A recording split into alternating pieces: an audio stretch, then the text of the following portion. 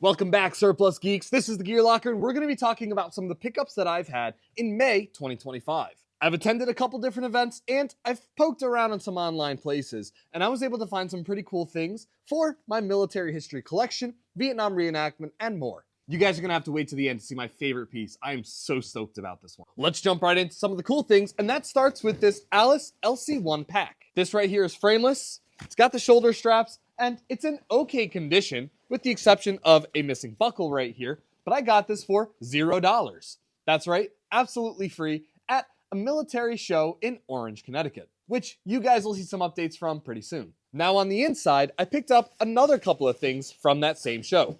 The first of which is a pair of new old stock, absolutely mint M56 Universal magazine pouches. These I didn't get a fantastic deal on, but I got a deal that I was happy with, and that was $40 for the pair. These I think I'm going to keep in beautifully mint condition, not mess with them, not wear them for impressions, but that does mean I'm going to have to grab another set, because the ones I currently have are getting a little bit too ratty for me. Moving on, this was from someone on Instagram named East Coast Militaria.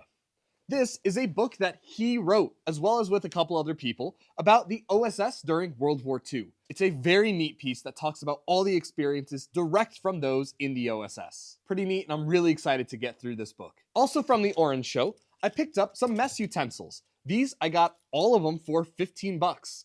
Fantastic deal. I have 3 sets in here, so these will definitely be in the PX at Operation Green Lightning.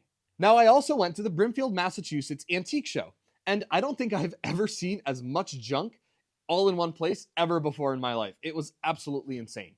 And I didn't get as much there. I actually didn't even spend more than $20, but I got some cool pieces. The first of which is this absolutely mint new old stock field cap.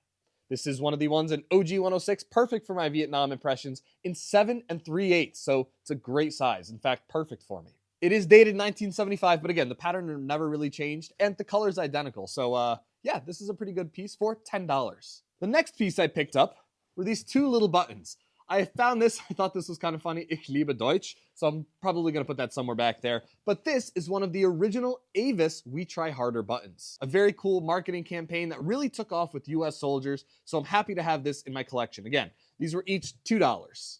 And the last thing I picked up from the Brimfield show was this roll of duct tape. It was at the bottom of an old military pile, and it's kind of like that cloth 100-mile-an-hour tape, and I got this for $1. I held this up and I asked the guy, how much? And he was like, really?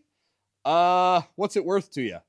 So I said $1, and we walked away with it. So I'll be using this for some stuff for sure in the future. You can never go wrong with $1 duct tape.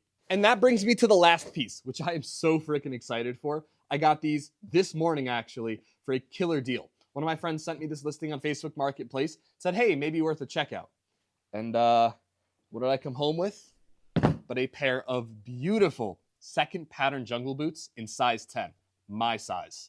These things are in fantastic condition. The tags make it look like this was barely used. Yeah, there's some dirt on these beautiful Vibram soles, but it's just such a cool thing to finally have these in my collection. You can bet I'll be doing a video on these later on.